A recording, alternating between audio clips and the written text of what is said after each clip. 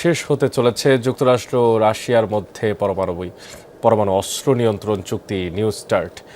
চুক্তিটি নবায়ন বা নতুন করে সমঝোতা না হলে দুই দেশের পারমাণবিক যে অস্ত্র ভাণ্ডারের কোনো নির্ধারিত সীমাই থাকবে না, আর এতে দুই দেশ নিয়ন্ত্রণহীন পারমাণবিক অস্ত্র প্রতিযোগিতায় জড়াতে পারে বলে আশঙ্কা করা হচ্ছে। 1972 সালে সেই তৎকালীন সোভিয়েত ইউনিয়নের সাথে প্রথম পারমাণবিক চুক্তি করে যুক্তরাষ্ট্র। সবশেষ 2010 সালে সমঝোতা হয় দুই দেশের মধ্যে।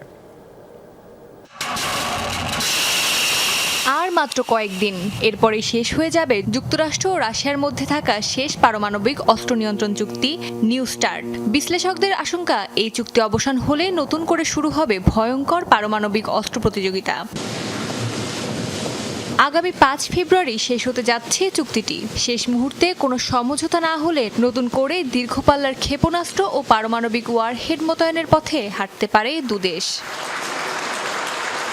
2010 সালের এই চুক্তি অনুযায়ী দুই দেশ সর্বোচ্চ 1550টি পারমাণবিক ওয়ারহেড এবং সর্বোচ্চ 700টি ক্ষেপণাস্ত্র ও বোমারু বিমান মোতায়েনের সীমা মেনে চলত। চুক্তির মেয়াদ শেষ হলে অর্ধ শতাব্দীরও বেশি সময় পর প্রথমবারের মতো যুক্তরাষ্ট্র ও রাশিয়ার কৌশলগত পারমাণবিক অস্ত্রের ওপর কোনো নিয়ন্ত্রণ থাকবে না। এরই মধ্যে রুশ প্রেসিডেন্ট ভ্লাদিমির পুতিন নতুন করে সমঝোতা হওয়া পর্যন্ত আরও 1 বছর বর্তমান চুক্তি বজায় রাখার প্রস্তাব দেন। তবে এখনও এই প্রস্তাবে সাড়া দেননি মার্কিন প্রেসিডেন্ট ডোনাল্ড ট্রাম্প। যুক্তরাষ্ট্রের ভেতরেই রয়েছে চুক্তির পক্ষে বিপক্ষে নানা মত। চীনে দ্রুত বাড়তে থাকা পারমাণবিক শক্তির মোকাবেলায় যুক্তরাষ্ট্রের নিজস্ব অস্ত্র ভাণ্ডার বাড়ানোর পক্ষে একদল। বর্তমান চীনে প্রায় 600টি পারমাণবিক ওয়ারহেড রয়েছে, যা 2030 সালের মধ্যে 1000 ছাড়াতে পারে বলে ধারণা পেন্টাগনের।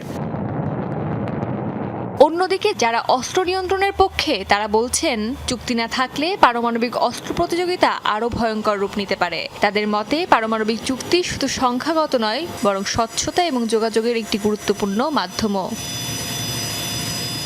এদিকে নতুন চুক্তি করাও সহজ নয়।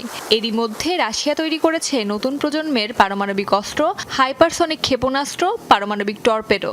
অন্যদিকে যুক্তরাষ্ট্র মহাকাশ ভিত্তিক ক্ষেপণাস্ত্র প্রতিরক্ষা পরিকল্পনা সরাসরি হুমকি মস্কোর চোখে। বিশ্লেষকদের মতে ইতিমধ্যেই শুরু হয়ে গেছে একটি নতুন অস্ত্র প্রতিযোগিতা।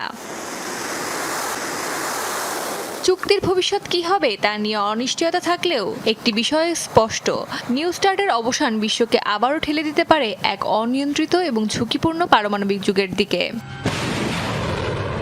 অস্মিতা বিশ্বাস, যমুনা নিউজ।